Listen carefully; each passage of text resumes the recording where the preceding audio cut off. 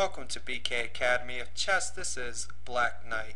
Today we're going to examine the position with the king stuck in front of the rook's pawn. M. Carstead in 1909 shows us how to play this position. It's white to move. Where would white like to have its rook in order to win this position? On b7 or b8, right? Opposing black's rook and making way for his king to escape. With this in mind, how should black try to play? Black can get his king to c7 before the rook gets to one of those two squares. Then black will be able to hold the position. Let's see how this plays out. Now the rook gives up the d file, so the king makes his way to c7, so that when the rook finally makes it to b8, how should black play to hold the position? The easiest way, black holds this position, it will be impossible for the white king to escape. Show you what I mean. All the king needs to do is go back and forth between c8 and c7. Right? And there's nothing the white king can do. Now here, how should black play? He can't move his king to c8. He just maintains the c file.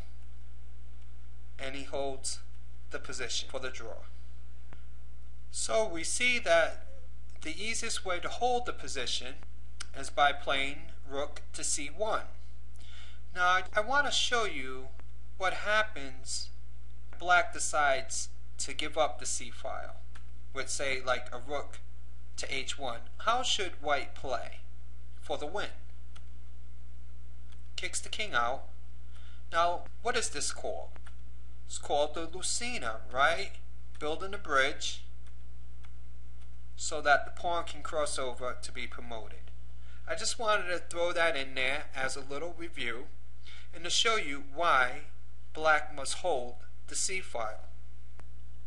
Now let's take a look at an alternative method for black, and I would consider this black's best try because it does give him a chance to win. However, it is not as easy to play. Now we looked at rook to c1.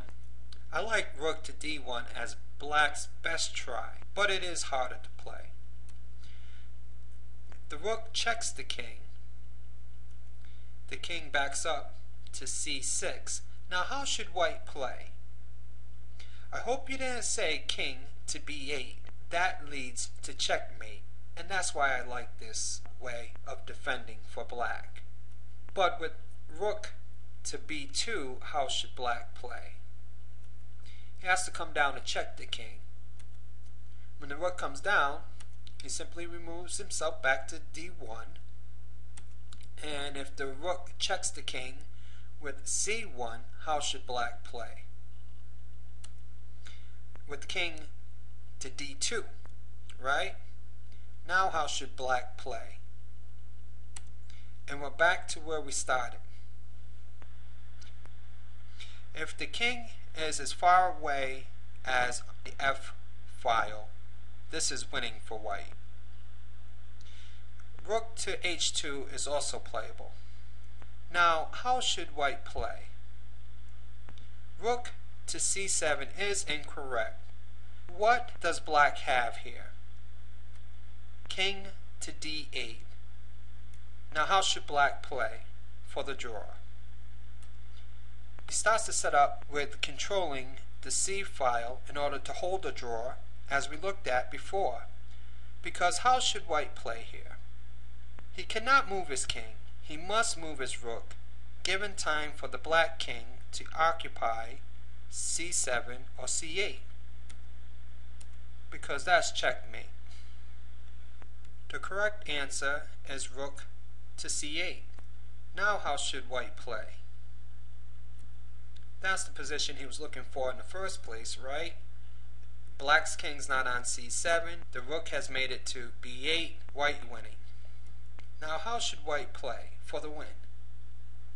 He must remove the king out from in front of the pawn now. Anything else gives black good drawing chances. See? And we have something like this. And how should white play for the win? The pawn no longer needs the king's help, and the pawn will successfully promote. Okay, white to move. What is the winning move?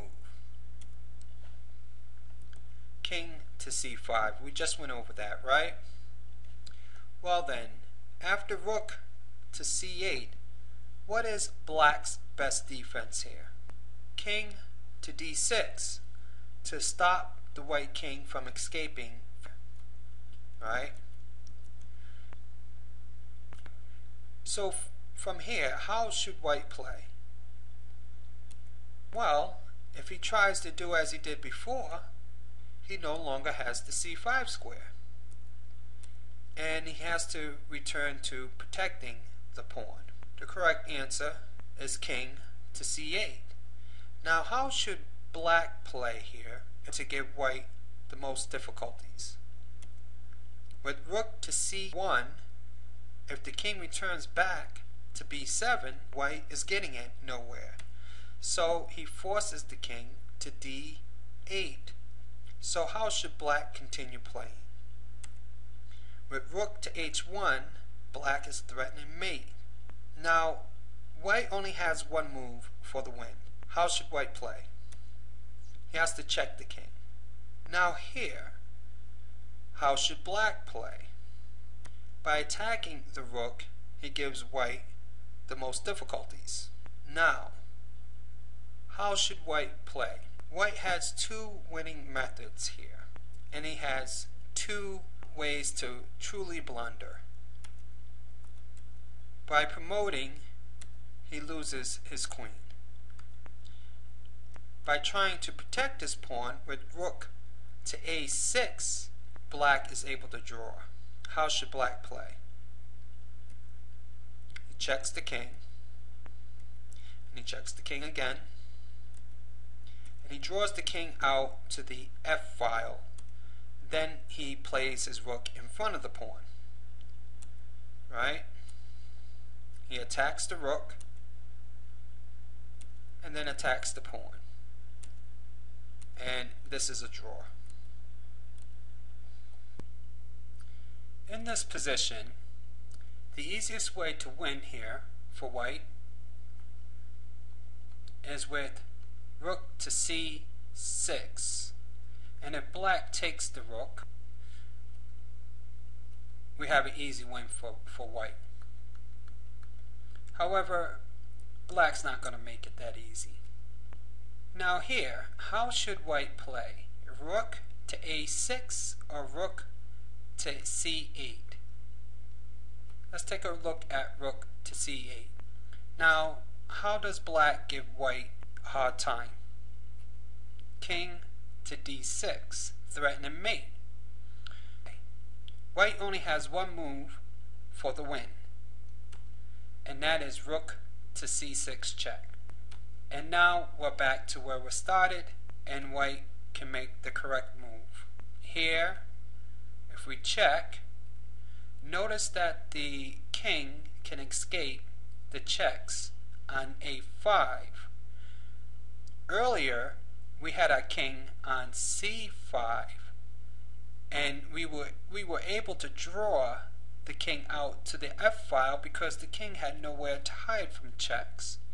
And in that position, we were able to get a draw. But here, the king can escape and can win this position.